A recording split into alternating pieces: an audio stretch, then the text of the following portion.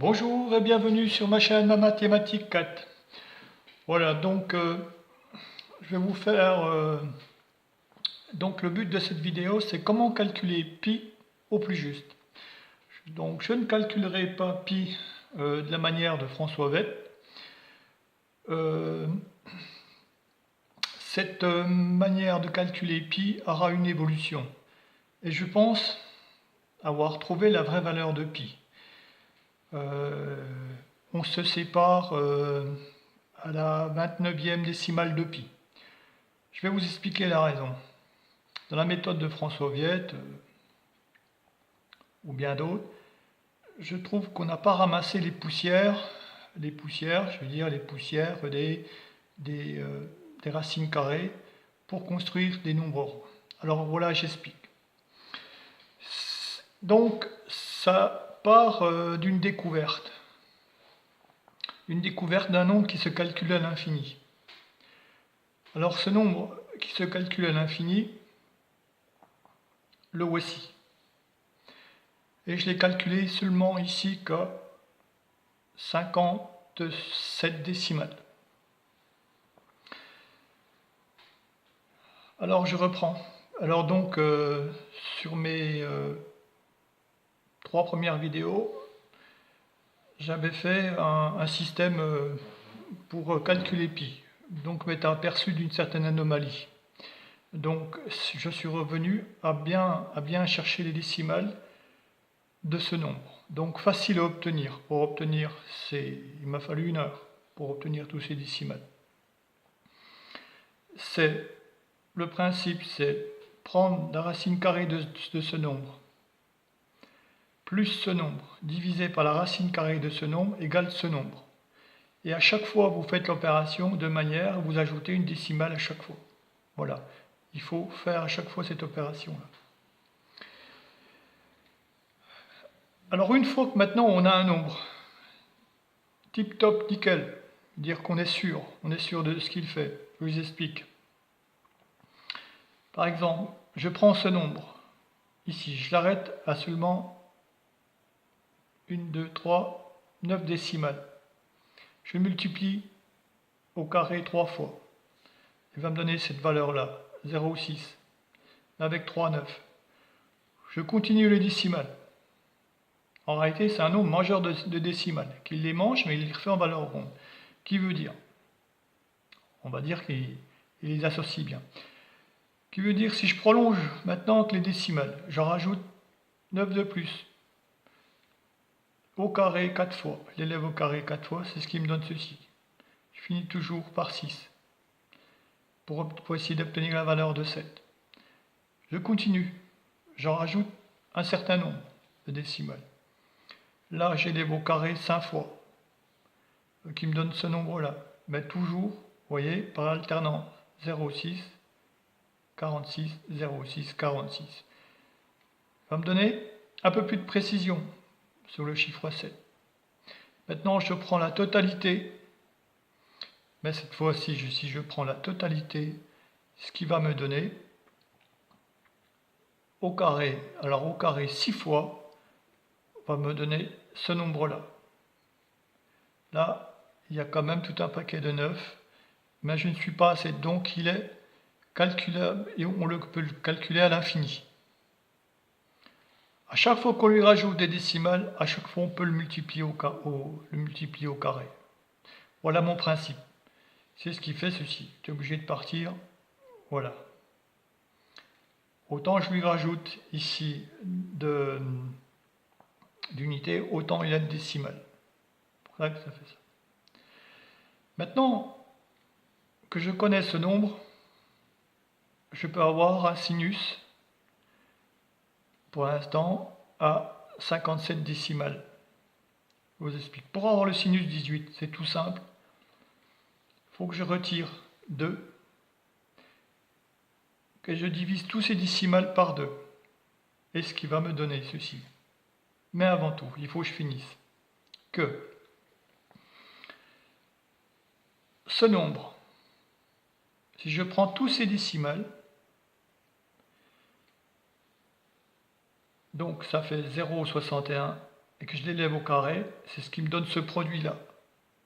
C'est le complément pour atteindre 3. C'est pas magnifique? Moi je dirais que c'est même superbe. Voilà. Et maintenant que je prends tous ces décimales-là, je les divise par 2, j'obtiens le sinus de l'angle 18 degrés. 57 décimales. Si je veux le sinus de l'angle 36 degrés, ça sera toujours le même nombre, mais là je rajoute 1, j'ai fait au simple, divisé par le même nombre, est égal à ceci, ce produit-là divisé par 2, et j'obtiens le sinus. Ce sera pareil, j'aurai un sinus à l'infini. Ici, c'est pareil, le sinus 54, je prends toujours ce même nombre, moins 1, mais il y a plusieurs façons de faire, hein. Divisé par 2, et j'obtiens le sinus 54 degrés. Là, j'aurais pu faire d'une autre manière, j'aurais pu faire la racine carrée de ce produit-là est égale à ça. Parce que quand on fait la racine carrée de ce produit-là, c'est moins 1. Il ne faut pas chercher, qui donne ceci. Voilà, mais il y a plein de façons de faire.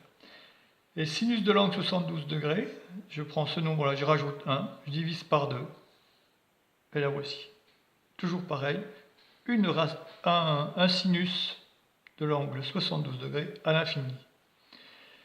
Mais maintenant, j'en ai un, le plus proche, que je vais prendre 18, et que je vais diviser cet angle chaque fois par 2 pour obtenir son sinus. La méthode, elle est simple. La voici. Donc voici mon sinus en question, de l'angle 18 degrés. Je l'élève au carré, ce qui me donne ce produit-là. Je fais le cosinus 18 degrés. Le cosinus, c'est le complément. Donc le complément de 18, ça sera 72 en réalité. Donc c'est le cos 18. Alors on fait racine carrée, c'est 1 moins le sinus 18 degrés élevé au carré, ce qui donne ce produit-là. Ce produit-là qui est égal au sinus de l'angle 72 degrés. Maintenant on fait la flèche, donc on prend le cercle trigonométrique, c'est 1 moins le cosinus 18 degrés est égal à cette flèche-là. Cette flèche-là, on l'élève au carré. Ensuite, on reprend, on fait la racine carrée de cette flèche élevée au carré, plus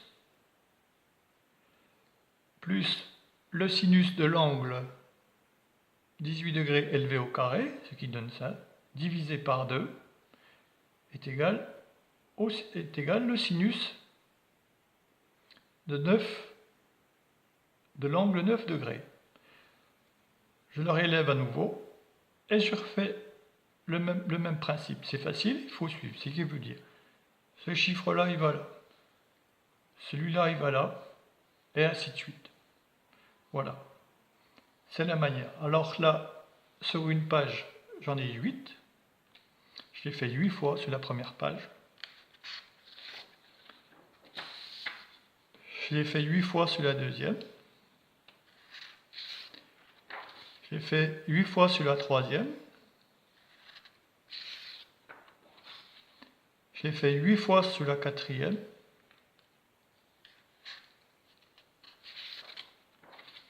Huit fois sur la cinquième. Et 8 fois sur la sixième. Qui fait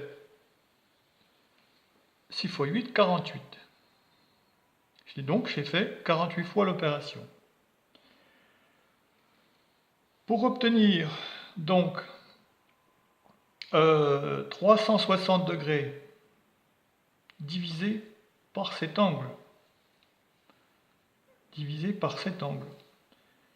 360 degrés divisé par cet angle obtient ce nombre. Alors là, ça fait 10 milliards. Hein, il est là. Maintenant, j'ai pris